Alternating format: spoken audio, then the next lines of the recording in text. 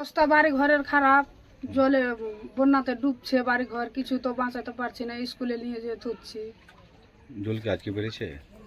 আজকে না, ফুলে ফেঁপে ওঠা গঙ্গার জলে গত 7 দিন ধরে বন্যা পরিস্থিতি তৈরি হয়েছে মালদার মানিকচকের গোপালপুর অঞ্চলের বিভিন্ন অসংরক্ষিত এলাকায়। গোপালপুরের উত্তর হুকুমতটোলা, দক্ষিণ হুকুমতটোলা, ঈশ্বরটোলা এবং কামালতিপুর এলাকা বর্তমানে জলে ভাসছে। এই সমস্ত এলাকার ঘরবাড়ি, রাস্তাঘাটে বর্তমানে জলমগ্ন পরিস্থিতি। ফলে জলবন্দী দশায় চরম দুঃখ দুর্দশার মধ্যে দিন কাটছে ওই সমস্ত এলাকার প্রায় 500 পরিবারের সদস্যদের। তারা ছোট ছোট ছেলেপুলে, গৃহপালিত গরু, মহিষ, ছাগল নিয়ে চরম বিপাকে পড়েছেন। গোটা এলাকা জলে ভেসে যাওয়ায় এলাকায় দেখা দিয়েছে পানীয় জলের চরম সংকট। গতদের অভিযোগ, তাদের এলাকায় গত দিন 7 আগেই গঙ্গার জলে ঢুকেছে, সেই জলে গোটা এলাকা ভেসে গেছে।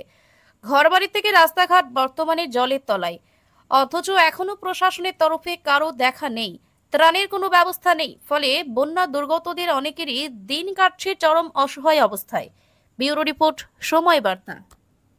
পারছে সকাল থেকে আমার জিনাটা ডুবে গেল। আচ্ছা, কি অবস্থায় রয়েছেন এখানে? অবস্থা খুব কাহিল, বাড়িতে অসুবিধা আছে, জমি জায়গা নেই, খেটে খুটে খাচ্ছি, বাড়িওয়ালাটাও ভালো নেই, হাটের বেড়া।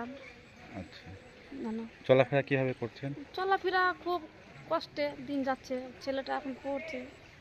এই জল দিয়ে কি যাতায়াত কিভাবে করছেন? জল দিয়েতে হেঁটে হেঁটে যাচ্ছি। প্রয়োজন ছাড়া বেরোচ্ছে না ঘর থেকে? না, আর কি পোকামাকড় বা সাপের উপদ্রব আছে এখানে? হ্যাঁ, সাপ পাকা তো ঢুকছেই বাড়িতে, বাড়ির ভিতরে ফুসে টাঠি এইসব করা আছে, ছেড়ে দিয়েছি বাড়ি। জল ঢুকে গেছে?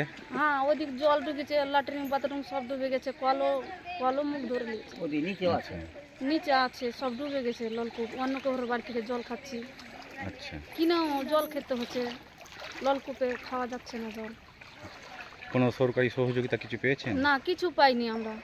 কেউ এসছে দেখতে? না, কেউ আসে খোঁজ খবর নিতে কেউ আসেনি? না, কিচ্ছু মিলে না, আমাদের তো জমি জায়গাও নাই। কি নাম আপনার? আমার নাম চন্দনা মণ্ডল।